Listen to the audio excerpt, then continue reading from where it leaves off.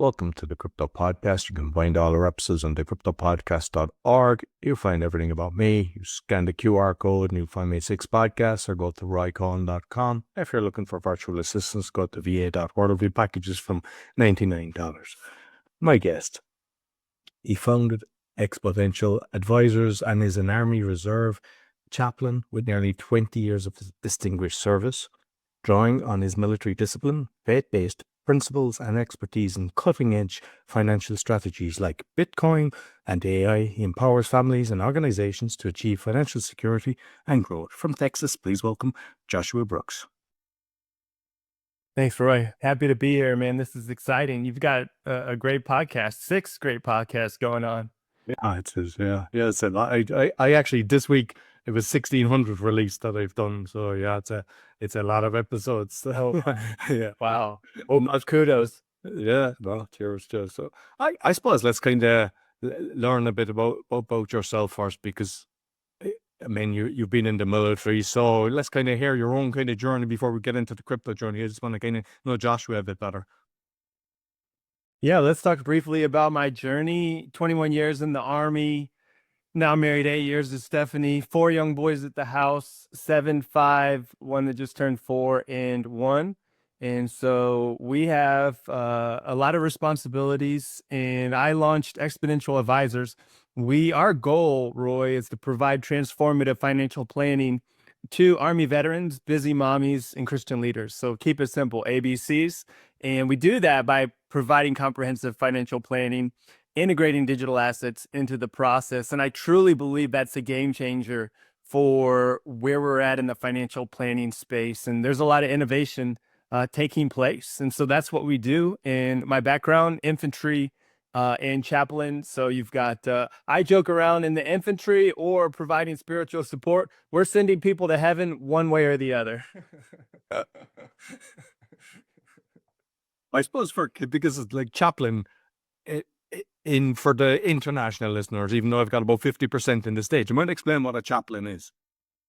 Yeah, absolutely. To clarify what a chaplain does, and you could be a chaplain in any type of religious tradition by the Department of Defense, so all branches. So if you're in the Air Force, Army, Navy, Marine Corps, Space Force, Coast Guard, the United States has a lot of military things going on. And you could be Jewish, you could be Wiccan, you could be Buddhist, you could be Protestant, Catholic, etc. And your job is to provide spiritual support for those soldiers, airmen, and sailors, and also to advise the commander. Those are your 2 primary competencies, is advising the commander and being a professional religious support provider. Very good. Very good. So let's your kind of blockchain journey then, because you're mentioning Bitcoin and AI, but when did you figure out about it first?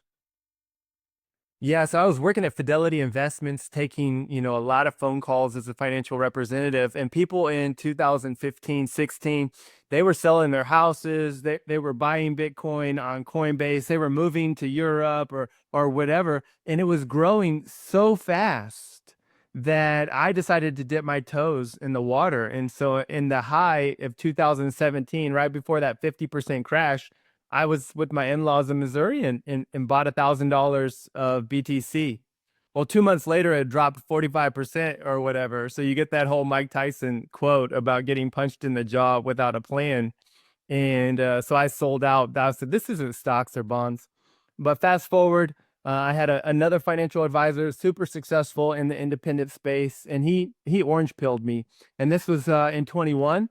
And so I started to research the Bitcoin standard and listen to Peter McCormick's old podcast, What Bitcoin Did, out there in Bedford, England.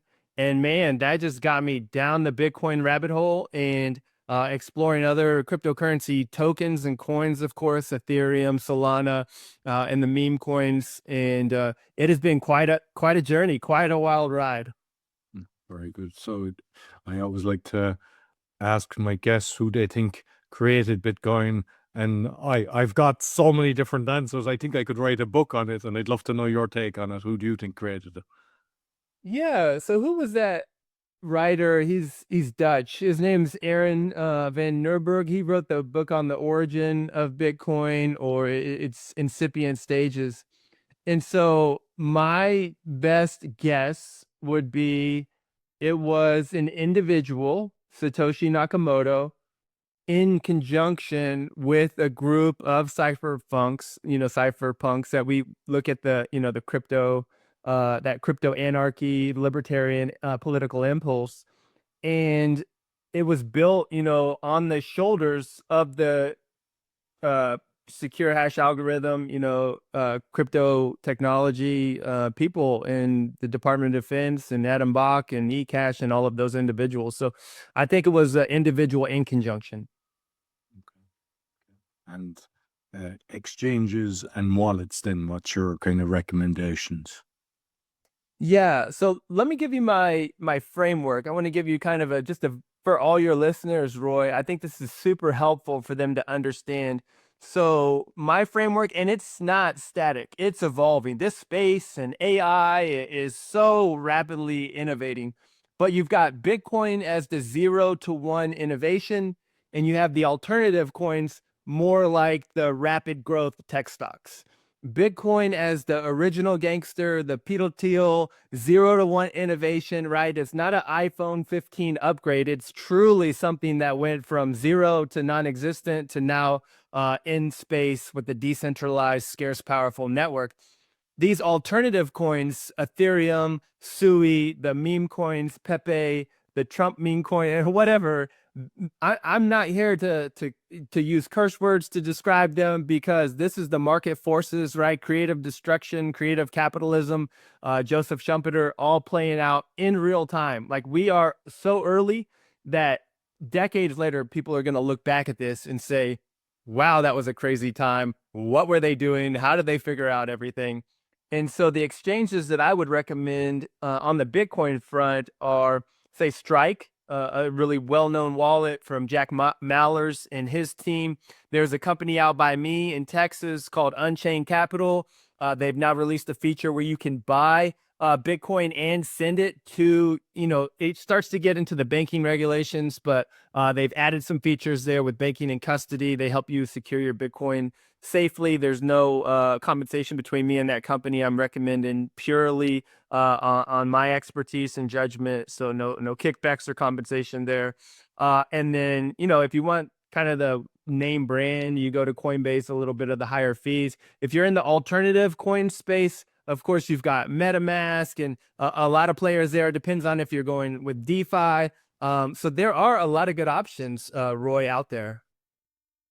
And like you were working with Fidelity, and like, are they getting big into Bitcoin? Because I know BlackRock is, and maybe Vanguard as well, because like BlackRock are really getting heavy in it. What about the rest of the next kind of 3 or 4 that would be following them?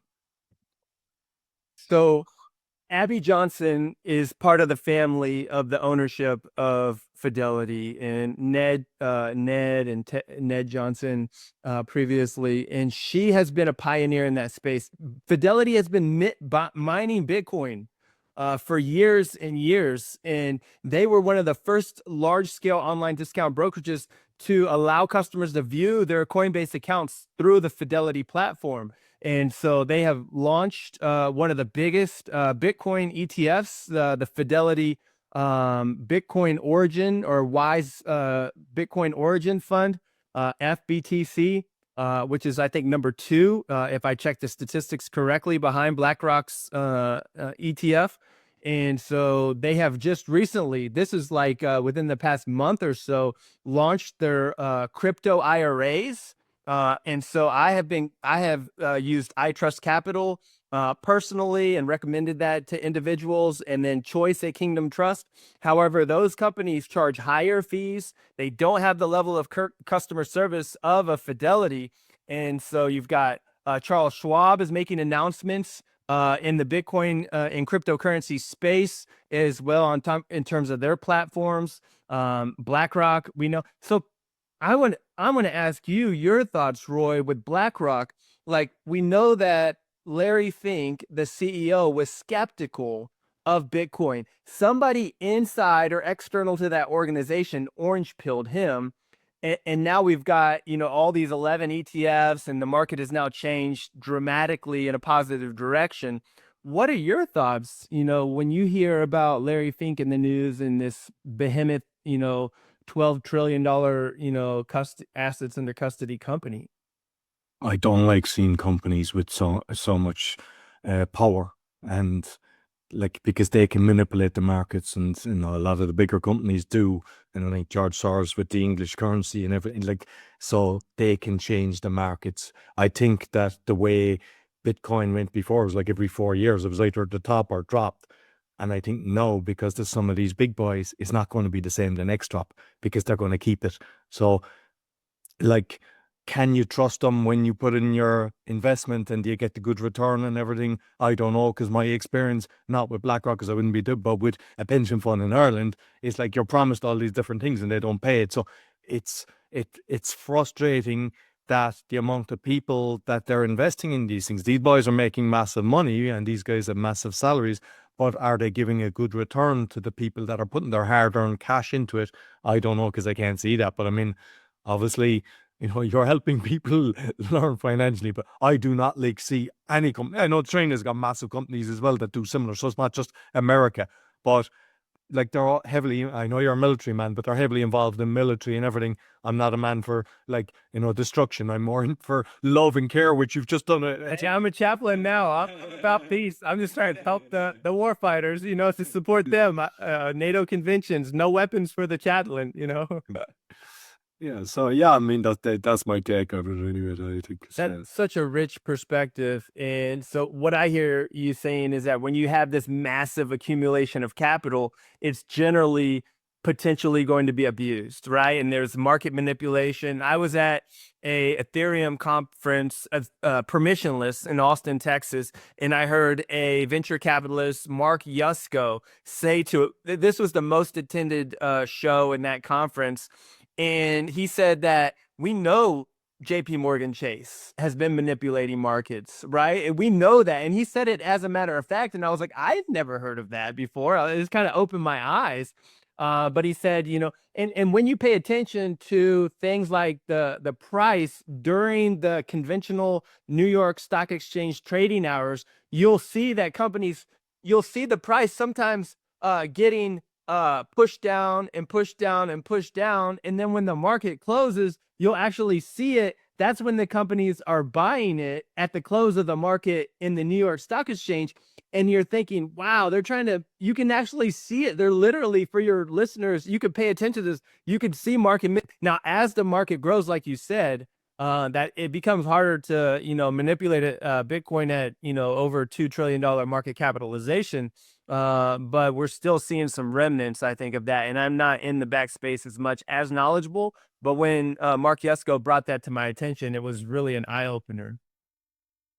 So with the AI then and the Bitcoin, and kind of how are you correlating them? What exactly are you doing? Yeah, so for me, I use several different AI models. I actually research and learn about artificial intelligence. So I just worked through an audio book called In Our Own Image by an AI researcher named George Zarkadakis. And then I switched over to, so that was audio and hardcore or physical book. And then and now I'm reading Human Compatible by Stuart Russell, a British researcher, and he spent time in Berkeley at California. So these give me the philosophical underpinning, right? And so let me connect that. How is AI not challenging and transforming everything that we're doing in real time at this moment? It is literally the innovation that is beyond imagination.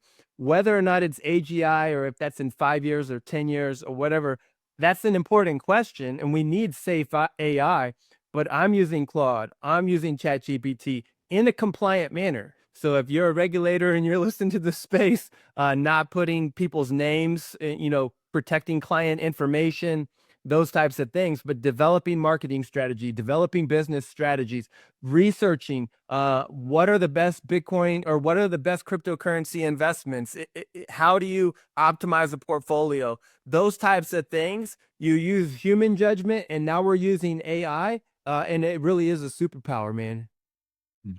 So just curious, because I touched it on the Awakening podcast.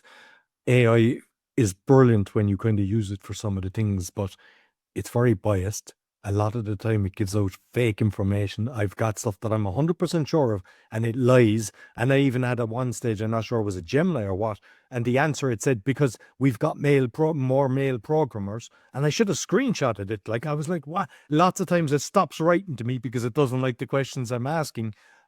But irrespective of that, because like what you're doing in asking the questions for is brilliant, because when you ask the right questions, but Yeah. I'm just like curious what your thoughts of, because there's so many jobs being lost now, and like all the truckers eventually, all drivers will be gone, taxi drivers, like even people in the shops, people now are doing self-checkout and everything, and they don't even realize they're thinking it's great, but it's like, where are these people going? And even people, I'm talking to people that are marketers and everything, all that stuff now, you can go into even doing logos and everything, you just go in and it's like, it gives you 1,000 options that 100%. for $8, sometimes it's actually included in a package that you've got.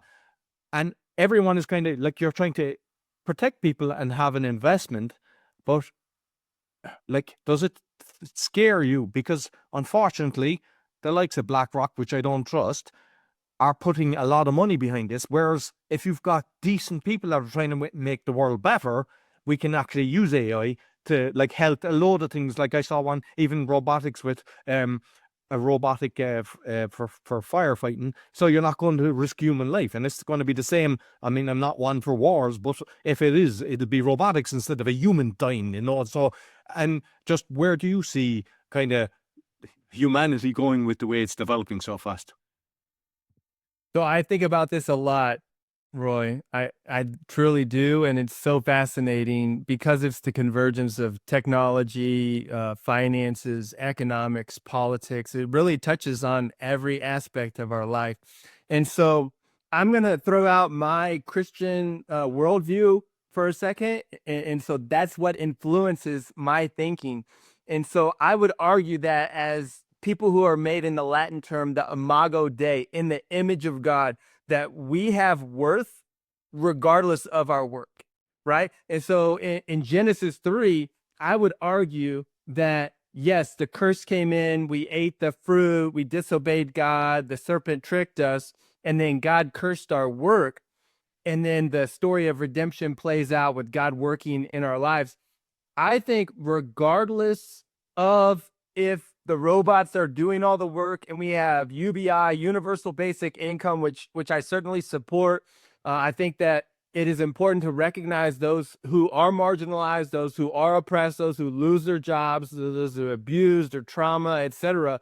Those are the individuals that political leaders need to be addressing and need to be thinking about right now, and having those, which I think they are. There's already books that I've read, The Future of Work, I think by a British think tank dude, I can't remember his name, Matthew or something, is that regardless from the Christian standpoint of what we do, we are loved by God because of who we are.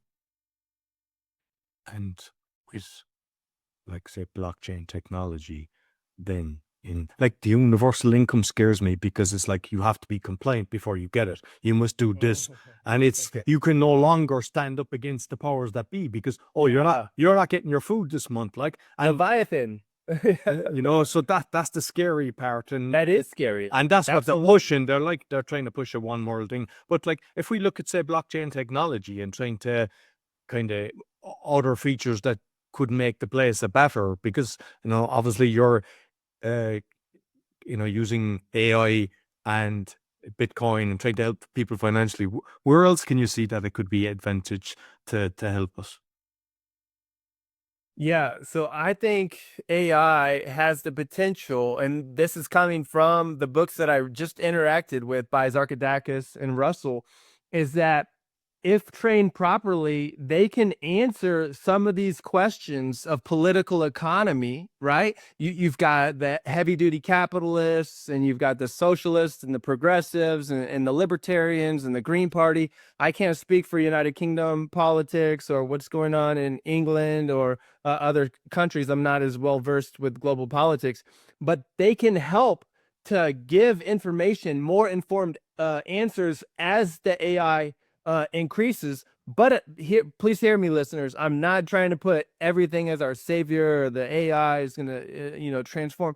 It is going to transform, but we still need human leaders with wisdom, with character, with integrity, and with courage. I'm reminded of some of the British politicians as well, French politicians that have stepped up and made hard decisions. The United States, we've got a interesting figure in office as well. He's my commander in chief, since I'm an Army Reserve soldier. So I'll be respectful in my statements. And there are some good things that he's doing, and there are some character limitations, involved in the current administration by our leader, President Trump.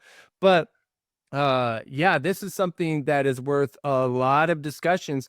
How fast do you think this is going to happen, Roy? Do we have like a 5-10 year window? Is this a 2 to 3 thing? Is this a 10 to 20? Well, they're kind of saying 20. Turkey is the time they're pushing all these different things. We're living in strange times because everything is changing. We're being attacked from all directions, but yet there's so much goodness in the world as well that's stopping it. Like what I would hope. And I want to touch on your trip to Peru as well, because I think sometimes people, when you I didn't do ayahuasca, but what I've actually done is I did the toad and I did a DTM, and it was like I just felt that everyone is connected. We're all connected, and I just did it, like that was it, and I just kind of went, okay, I get it now, and I see that I see the love from so many different people, and I wish. Because everyone is fighting their own battles. You've got all these different organizations, and they're all and it's simple to kind of control each one. Whereas everyone just stands together and just goes up. It's all done. They stop because we all know what's right and what's wrong. But unfortunately, we're all choosing our battle and which side we're on. And it's a strange one the way it's going on. Roy, can I share? You gave me a little inspiration. Can I give you one of my superpowers real fast? Can I share with you? So they call me in the Army Reserve the Raplin Chaplain. Can I give you a little freestyle gift? Yeah, please. I've actually heard you, and I know you're very talented. I'd love you to do a rap. Yeah. Okay, so we won't do it with the instrumental. That'll take too much time. But let me give a freestyle. Meanwhile, you can save or jump the turnstile. AI's coming. How fast are you running? We got helicopters in the sky, and yes, they are gunning for you, but no need to be afraid. No need to be afraid. Fear is just a monster. And if you hunt back in your dreams, maybe they might haunt you. But this is going to be a grenade launcher, a striker, a combat vehicle. I'm here to steal. No, I'm here to tell you the truth. Ruthless, give you the proof. This is Roy. We're going to seek and destroy these bad boys. We're going to put controls on the AI. Smile when you die. I even seen a man cry. You're going to do ayahuasca in the jungle. Stay humble, stay fruitful, stay multiply every way, every day. Not going to die. You can see the pain even in my eye. And I told you before, it's hard to see a man cry when you see a man die. So that's my freestyle for the Crypto Podcast, Everlast. This ain't a freestyle for trash. This is the golden one, and we're going to dip and dash. Love it. Well, I mentioned I did 1,600 episodes. Yeah, it's the first time somebody did a freestyle rap for me. Brilliant. Appreciate it. Thanks for giving me that opportunity to share my gift. So we went on a trip, a dozen or so veterans, to Tarapoto, Peru earlier this month, and it was a psychedelic retreat, truly transformative, Roy. And you shared your experience, and that's a common thread, a common theme that the veterans, myself included, you experience a profound sense, a connection with the universe, with this sacred vine. I think you mentioned the toad and 5-MeO-DMT, and there are different psychedelic substances out there, psilocybin and so on. And so, man, it was challenging because ayahuasca is a purgative. And so why did I do it? because I wanted to be a more compassionate, kind, loving human being. And I wanted to get freedom from my diagnosed PTSD. I'm at 100%. Speaking of pensions and so on, I'm fortunate in the United States. I'm rated 100% VA disabilities. That's for knee pain, and some injuries on a ski accident in Canada, and then mostly the mental health. I had trauma coming into the Army, had trauma while I'm still in the Army now, and 21 years and counting. And I imagine the trauma will be stored in my limbic system. But the bottom line up front, as we say in the Army, is that I did the protocol, the dieting. I came off of my antidepressant medication, and I did 3 ceremonial sessions, kind of gradually increased the dosages. I call them the tall, grande, and venti, my espresso cups of ayahuasca and chacruna at the La Medicina Retreat Center. And I have had a neurologic reset. My fight or flight response has calmed down. My anxiety in driving and the crazy Texas, Ford F-150 trucks that tailgate you here has reduced. And so I feel like J2, Joshua 2.0. I feel like a new person, man. I appreciate you asking me about that. I think when you go through a transformation like that, and especially a lot of people, because what you witness when you're away, but you never go back. It's not a case of you've made this transformation. You're never going to go back to the old you. And that's the beauty of this. And like, I know some people were saying they would wish that they could get all these politicians and everything, because some of them, they lack the empathy, the ego. I think a lot of them have been abused, unfortunately, and, put into the position because they don't know any different. And if you could actually show them the difference, not to have hatred towards them, because a lot of times people can't understand it because they just think, how can you not kind of think what you're doing and hurting humanity? But the reality is they never had the chance in life, because a lot of them have been kind of groomed from a very young age, and they just go through, and it's whoever's compliant, they kind of earmark them for the different positions. But can you imagine if you actually got these people to go through that journey? I don't know have they done it, because I mean, I know they do good, but I think that could be a game changer, that then they realize, the empathy might come in, because I think it does. I think they change. And Could you imagine Angela Merkel doing some psychedelics, or who was the recent French? Macron is it? Yeah, Yeah, yeah. They're trained cocaine episode, like. or the Canadian Prime Minister Trudeau, and some of these individuals. Maybe they would lighten up, or relax a little bit. It is stressful being in national leadership, so I can only imagine. Could you see Donald Trump on psychedelics? Like, Well, I suppose like with regarding the blockchain, like he's really kind of. I mean, I don't agree that a president should be able to do a meme coin and stuff. Apparently, somebody was telling me he made $1 billion off it, and I know his wife had another coin. I don't know. He said even if she got 10% of that, like it's insane amounts of money, and everyone is kind of going. And I know, I mean, I don't care about, like, I'm not pro anybody, because at the end of the day, say it as it is. And I don't think that should be allowed. And I know the Argentinian guy done one, and it was a rug full, and it's like, what's this about? Like, and they're always there. Javier. Yeah, he did well. Yeah. So like, there's so much of this stuff going on, and I don't think it's right. But what I know that he's kind of he's pro blockchain, which is kind of getting more companies interested, which is kind of simplifying it, because everyone doing a transaction and everything, they go into panic mode, and they're like, I don't get this, I don't understand it. I mean, when I found out about it earlier on, I just went, when I heard about wallets and things, I was like, no, not for me. It was just too complex. And even now you go into panic mode and loads of people, they just don't want to. So the more that it's kind of put out there and simplified and kind of, Yeah, abstracted. And I listened to your podcast. You were speaking with Adrian Mendoza and the fintech and the AI and these wallets. So when I was in Kuwait in 2021, 2022, in support of Operation Enduring Freedom with the Army Reserve, I was with the helicopter maintenance. I got scammed on Discord by, I was doing some type of DeFi, like lending protocol.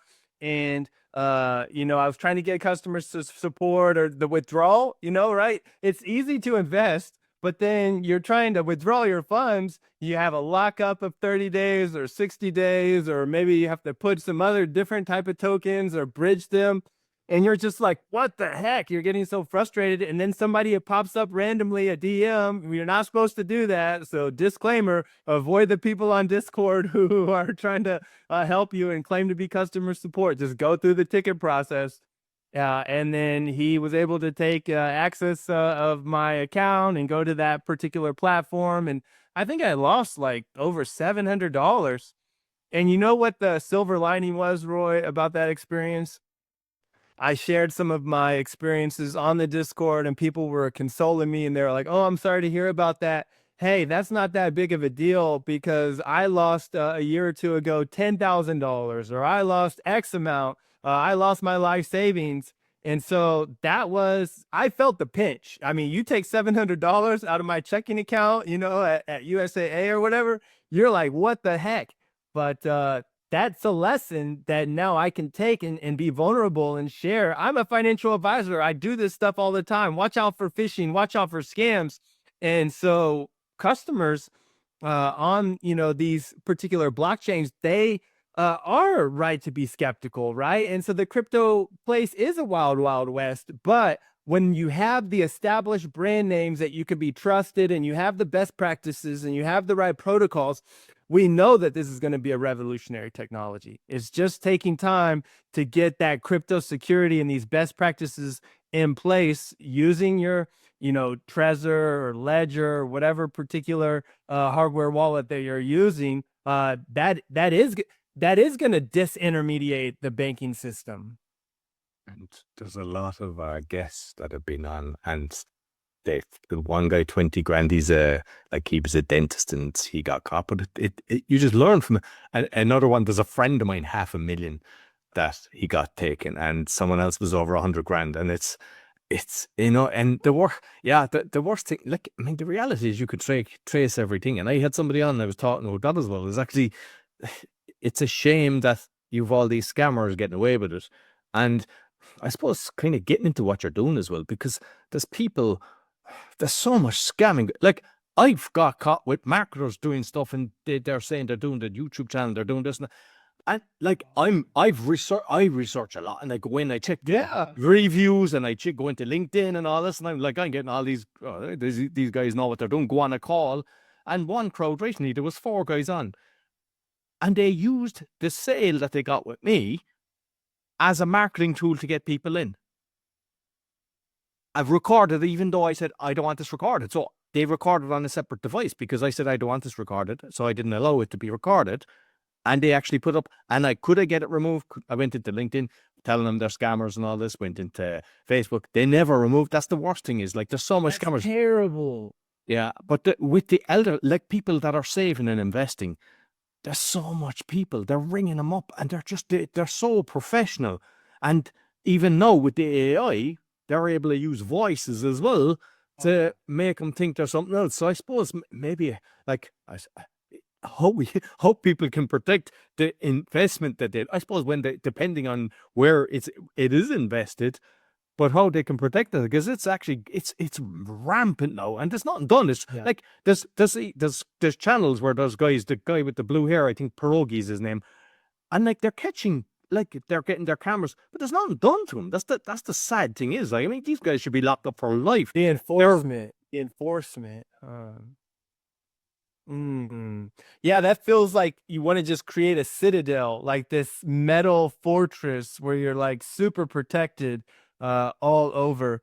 And so I think that we have to examine the risk reward, right? And I think when you have the average consumer, they are doing that process, right? They are vetting, and that's a big part of why the adoption curve, right? That's why we're still early, because a big part of it would be the scammers and the security. Until we can get a better reputation, even in my industry, financial advisory, right? What do you think Roy, when I say I'm a financial advisor, and technically I'm a financial planner, right? So I do fee for service financial planning. What do you think when you hear, oh, this person's a financial advisor? Uh, it depends, because if there's different types. One will go in and you pay them for their service that advise you what to do, and there's others that are trying to get you to get into a fund, and they're getting kickbacks for going into the fund, and they're trying to be the nice guy, and they have all tricks with the wordplay and everything, and they're making a killing, whereas you're not. So unfortunately, it's like the podcast promoters. You're tarred with the same brush, even though you could be doing 100 times better than 95% of it. And that's the world we're living. That's exactly right. That's what people think about is you're a salesperson, right? But as you know, as we know, everything is sales. You could be a podcaster, you could be a lawyer, you could be a doctor. You're selling your services, you're selling that experience, you're selling your product, etc. Information technology. So it is all sales regardless. But with crypto, what are we selling? We are selling in the blockchain world value, right? Whether it's real world assets that are tokenized, whether it's cryptocurrency coins on the platform, and security is an inherent part of that space. But if there are so many, as these crypto analysts or technical developers would say, vectors of attack, there are so many angles, and this is kind of an army thing as well, where you can kind of attack surface, that it's too exposed. And just hearing this conversation and talking with you, Roy, about all these people who are getting scammed, who would want to invest in these things? If you know that either it's going to get rug pulled, if it's going to be a scam, if it's going to be a pump or dump, or whatever, if it's just for, we talk a lot about those mechanisms for initial funding, and even that's changing as well, because some of the early founders, they get a lot of coins, and then as soon as it kind of gets up to a certain price, then they're out, and so on and so forth. So how do you do those funding mechanisms in an equitable way? And so again, it is really valuable for people to be early, but again, there's no risk, no reward, right? And so it's really prudent, and that's a big principle as for me as a certified financial planner, to act in a prudent manner for my customers, right? A fiduciary duty is what we call it, to do something that is in the benefit of the client, and not necessarily at all in the benefit of your firm or your personal benefit. And because I think most people, they'd be happy getting, 5% return per annum. And unfortunately, a lot of the time, yeah, the markets go up, you get a fraction. When they go down, you get the full hit. Like they're not taking the hit. Because with the pensions, there's people, they're investing. And I'm not sure in the States as much, but I mean, I know UK, Ireland, you're getting these figures and they're telling you, but people don't realize then that that's taxable when you're actually taking it out. And like they're expecting that this comes out. So in Ireland, when you hit 50, you can take it out. So I saw each year, I mean, I never put it in. It was always a company that was contributing when I was there for about 12 years. And you can get 25% tax free and a 50% tax on the rest. Yeah. But because of what I've kind of learned in my life with sovereignty and kind of understanding, I got everything back. But it took me, I kind of done it by researching everything. And I'm just wondering, is that something that you cover? Because it's a kind of hairy one, because you're kind of, everyone is, especially in America, you're tiptoeing, you're afraid to say anything, because then you're liable and everyone is kind of wants to take it to court. But is it something that you look at as well, that how you get to keep as much in your pocket instead of Uncle Sam that hasn't got your best interest at heart? Absolutely. So for Army veterans, if you reach the 20-year mark in service, you get a pension. And the formula is your rank and then your years of service, right? Multiplied by that particular pension number, 1.5 or 2.0, depending on which system you're in. So one of the ways that we help veterans is helping them understand how much they're going to make, right? The future value of money, time value of money, etc. And then looking at, if you're in the Army, even going to basic training is traumatic. So VA disability benefits, right? And so the American tax system, and I'm not even touching on our $36 trillion, elephant in the room of the federal deficit, but that's one area, veterans benefits, that is not going to get cut anytime soon. That is like Social Security, Medicare; those are out of bounds for any type of politician. You say that you're going to cut veterans benefits, and that's the perfect way to not get reelected in the upcoming election.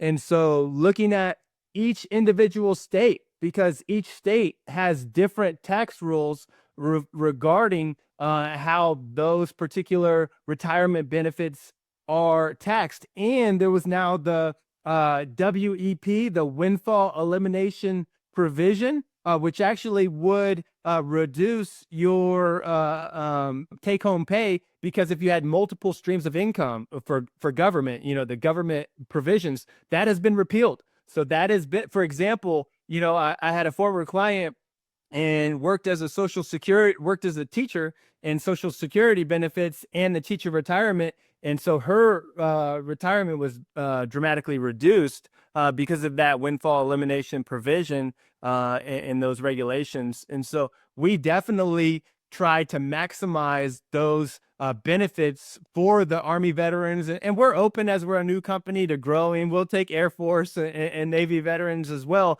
because they fall under the DFAS, the Defense Financial Accounting Services System. And so really some of the big income streams, to put a bow on this, would be the military retirement, and they might have medically retired. So maybe they served 18 years, had an injury, and the Department of Defense, medically retired them.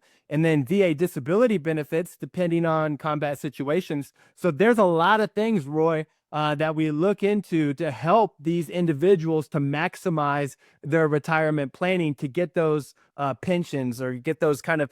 And then lastly, annuities. That's a whole nother topic, that they have a bad reputation, but if used correctly, they can add a consistent income stream for the rest of a person's life.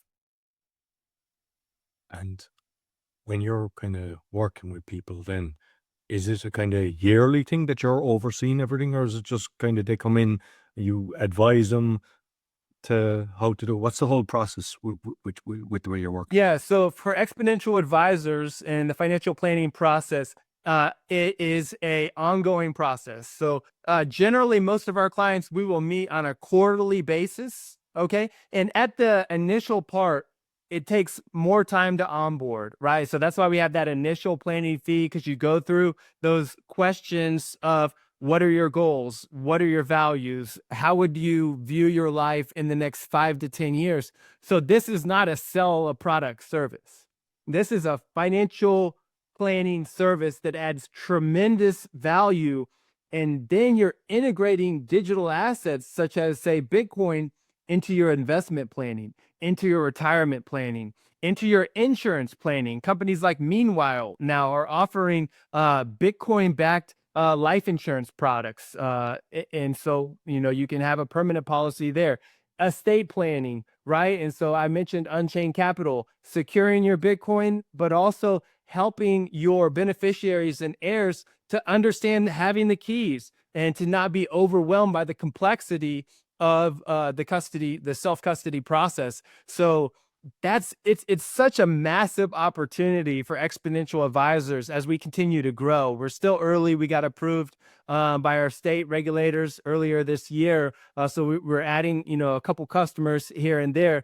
But I anticipate that we will grow to 100 clients by 2030, and then the vision is to grow to 250 clients by 2035, and those are conservative estimates. And I've got a buddy, the guy that orange pilled me, and he's at 100 clients now. In 4 years, he's at, I think, $30 million in assets under management, and it's not a Fidelity. It's not a Blackrock. He gets 100% of the gross revenue, right? And then he has his overhead. And so that's a big opportunity, Roy, is for financial advisors to go independent. They're breaking away from Morgan Stanley. They're breaking away from UBS and the traditional wirehouses, and the software tools are there. And it helps to create a more personalized, transformative client experience. And with the way, like say, Bitcoin fluctuates so much, it can be 20, 25%.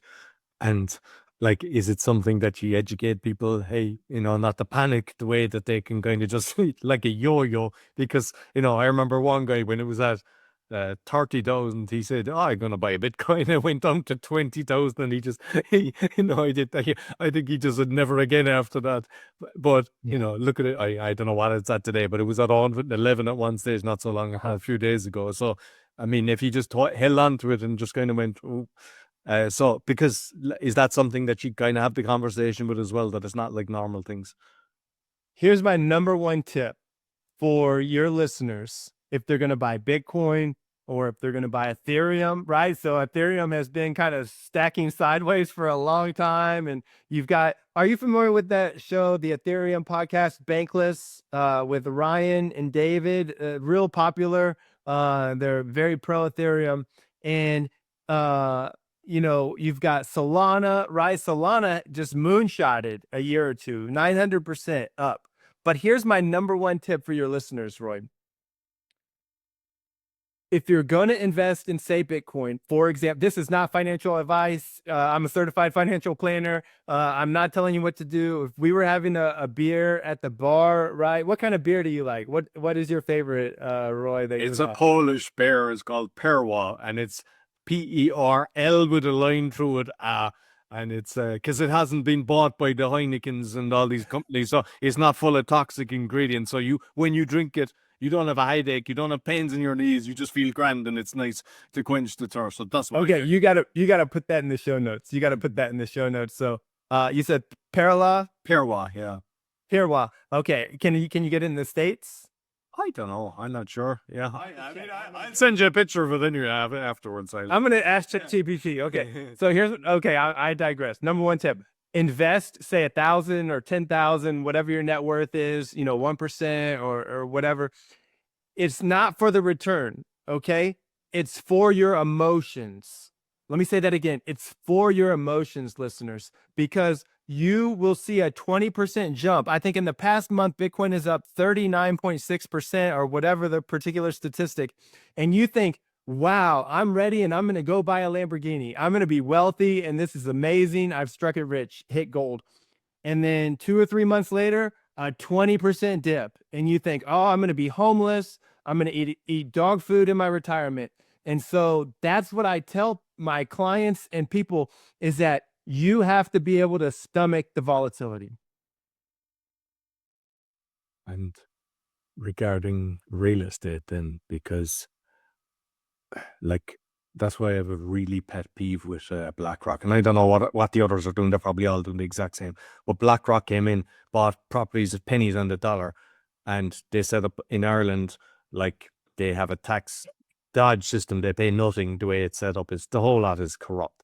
And then the rents have gone triple through the roof. So the locals, there's people now that are 40 can't buy a property, and they're doing that all over the place.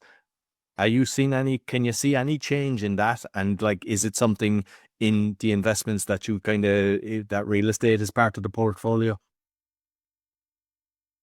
Yeah. So right now in America, I can't speak outside. I have traveled, to Peru, Africa, across the world. I have 4 young boys at the house, so travel is not as easy there. But sustainable investing, especially with some of the real estate shenanigans that we're seeing, right? Because again, if you have inflation, let's think about it from the maximized capitalist perspective, that they're looking to increase their capital, right? And so they've got inflation and cash or bonds and the corporate treasuries, that strategy is not working well. So they're going to try to do something else. So they say, okay, let's invest in commercial or residential properties, buy up all these places, we'll drive up the rent, we'll get our return. That is capitalism run amok. And that is, as we see in the Ari, that's a no-go, right? So that yes, there are strengths to the capitalist system, but I think it's important, especially with my European brothers and sisters, to engage in these conversations, right? And to see that capitalism is not the end all be all. There has to be more equity in our system. I'm thinking about the French economist Thomas Piketty, right? And his magnum opus, Capital in the 21st century. And thinking about the wealth inequality, and you have to ask the question, are the citizens tolerating it, or is the system now so strengthened that it oppresses without the voice of the political constituents even actually being able to rally and do something? I don't know.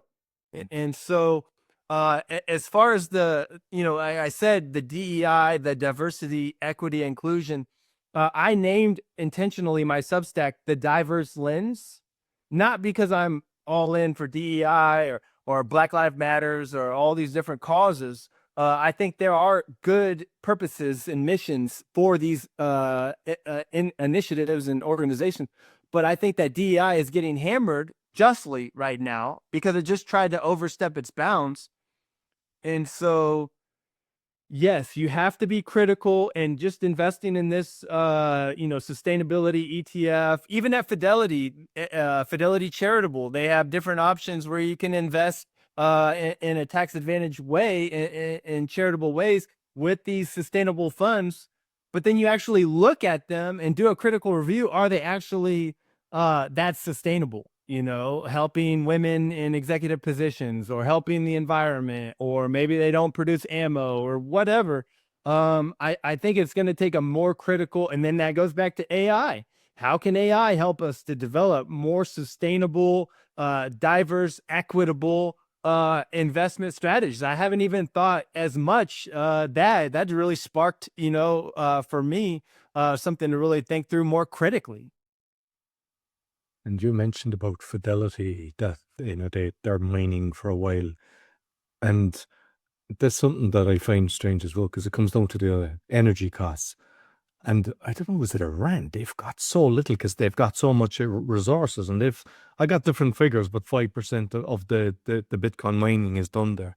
And I wonder how they're able to do it on a level that's profitable when you're competing with somebody that has such low energy costs. Yeah. So if I heard you correctly, now what is that 5% source, Roy? Um, when I done the research, I was checking it. I can't remember, did I read a book or something like that? But it was saying that 5% was from Iran that was doing the mining. I don't have it. Oh, Iran. Yeah, Yeah. Iran. Yeah. Because they were saying that they've got so much gas, so much oil, and everything, that the energy cost is so low. Hence, why there's a lot of mining going there that's done there. And it's like, even if you look at anywhere else in the world, it's like wherever electricity is a lot cheaper, how can you be competitive? And then, unless you're abusing the funds that you have because you've got the money behind it, and then that's why I say I find it strange, because especially the way energy costs. I mean, in Europe, it's gone through the roof. It's tripled. So yeah. So like somebody could have been So investing, and it was making money mining, and then all of a sudden, oh, it doesn't cost me money, and they've just lost a fortune. Their full investment has changed overnight because of the price of electricity. yeah, I think with Iran, that I can't really speak for that, but I certainly have listened to podcasts, and heard that it's to the cheapest alternative. So if it's nuclear, if it's solar, if it's wind, they're going to the boondocks of Africa. China banned the miners, and they came over here to Texas in the United States. United States has a big energy infrastructure, and even in Texas, I was in the capital, in Austin, our state capital, speaking with some politicians, and they were talking. It's a big hubbub about these big wind, panels. People don't want them in their backyards because then they break down, and then they're all trashed out. So yes, we want Bitcoin. Yes, we want, decentralized, transparent, scarce money, and scalable, and, that on the blockchain. But we also have to be environmentally conscious. So it's not a black or white issue. It's a discussion issue. And so I think it's actually helpful for populations, maybe, we describe them to say third world countries or whatever, that if they can take advantage of, cheaper, scarce energy, it could be helpful for mining. But what generally happens is the people with the most capital are able to deploy that and invest, and then they're, and then they give a little pittances to the people who are their inhabitants. I don't want to use the term natives, even that's kind of a culturally loaded term. So yeah, we do see systematic equality. I think that's one of the big themes of our discussion, right? And it's really helping me as an American just to see how much our capitalistic system influences the warp and woof of our life, man. The energy issue. Now, on the converse, you often hear, what do people say? Oh, cryptocurrency or Bitcoin, it takes too much energy. Well, I just instantly rebuttal. Well, how much do all the banks with all the lights and all the air conditioner and JP Morgan and Bank of America and Blackrock and all their offices in New York, and their fancy artwork and paintings, how much did all that cost to put it on the wall and hire people? So I don't think that's a super solid argument where people criticize, the blockchain technology for its energy consumption. I think that's a losing argument for those. And it used to be before, if you saw a building and the snow was melting on the roof, it used to be because they were growing weed and they had marijuana. And now they're saying it's, yeah, they're doing blockchain, they're mining. So it's Love it, man. So just finally, like, is it just this? Because I know it's highly regulated in America. Like when you're giving advice and stuff, is it just America based, or are you even region based? Because I know in America that sometimes you have to get permits and different things. Or are you actually able to give financial advice or just kind of work remotely to people that are across the pond as well? Absolutely. So it is regulated. And so I am the chief compliance officer as well, the chief marketing officer at Exponential Advisors, the CEO, the chief everything officer. As you probably know, you're running the show. And I really like your virtual assistant. So I'm going to have to look into that as well, because, there's so much things that we have that we're responsible for. But with international clients, my first client that signed up is in Panama, right? And an Army veteran that receives, funds. And so each state has its own licensing requirements. So if I'm doing business in Virginia or California or Florida, if we're doing securities transactions, then I need to be licensed. And so I register, in that state to do business with those particular clients. As far as international, yes, because what we're doing is it's financial planning. It's fee for service financial planning. So I'm a part of a network, XY Planning Network, that is literally the only fee for service financial planning network. We have 2,000 advisors. And so I'm able to go on, get compliance guidance as well, to make sure that I'm always doing the right thing for my client and for the business. And so we can definitely develop plans. Now, when you get into the custodian and the managing of the securities, then it depends, right? Because if you have an international jurisdiction, then certain things apply, or maybe that custodian. I particularly use Altruist, an independent custodian that is growing, and I think they just received another $153 million seed round to continue to grow their custodian business for independent advisors. So yeah, happy to have any of your listeners to inquire and discuss, how we can provide that transformative financial planning as a certified financial planner to do the right thing. Excellent. And I just, because the pictures, which are four boys, and they're beautiful, as a beautiful family picture. So just seeing how are you navigating this and the work when they're young? It's like, it's fantastic because my youngest, he's 11. It's a brilliant thing. The best part of my life is my kids. But like at that age, because you've got a young family now, and it's like, how are you navigating it? Four boys is a handful as well. Yeah, and so you're like, You what? You wonder why when I do my freestyle raps, I'm yelling now. Like, why is he so angry? Like, where is that coming from? On my first night of the psychedelic experience, I saw these digital patterns, and I was thinking to myself, why are they so like pixelated? Normally they're like the native or cultural psychedelic patterns. And it was so amazing and different. I was like, am I on the screens? Am I on computers too much? And then it went into my anger. And I was just became, while I'm in the state of psychedelics, such an angry dude. I was like, F this and F that. And I was like, what is going on? But now, and I'm saying that experience didn't heal everything. But this is what, Roy, I came home and I told my son Micah. He just turned 4 last week. And I said to my son, Micah, Daddy is now a little bit better. He's a new person. No more spanking, right? Because I don't want to create that martial, authoritative, angry. And I don't hit my kids. I never have out of anger. But I wanted him to feel that safety and security. And I told my wife, Roy, I said, this is another thing that kind of the plant medicine helped me to have kind of an unlock or breakthrough. I said, Stephanie, I love you and I'm going to snuggle with you more because I know that gives you that emotional security and that safety that I'm here and I'm committed. So those were 2 of the big breakthroughs. That's part of the reason I went to Peru to do sessions of ayahuasca. 4 young boys, Army leadership, providing spiritual support, being an exponential, entrepreneur. It can be pretty overwhelming at times. But God is good, man. God is good. Oh, excellent. Listen, thoroughly enjoyed it, Josh. You might let the listeners know where they can find you. Yeah, you're amazing, Roy. And so you can find me at two places, very simple. My website, exponentialadvisors.net, exponentialadvisors.net. It's in the show note, and you can book a free consultation or even download, the guide to financial freedom. And then I have a Substack called The Diverse Lens. I mentioned that earlier, and that is at my name, Joshua Barrett Brooks.substack.com. Thanks, man. No problem. I'll make sure I put the links both in the audio and the video. Thank you.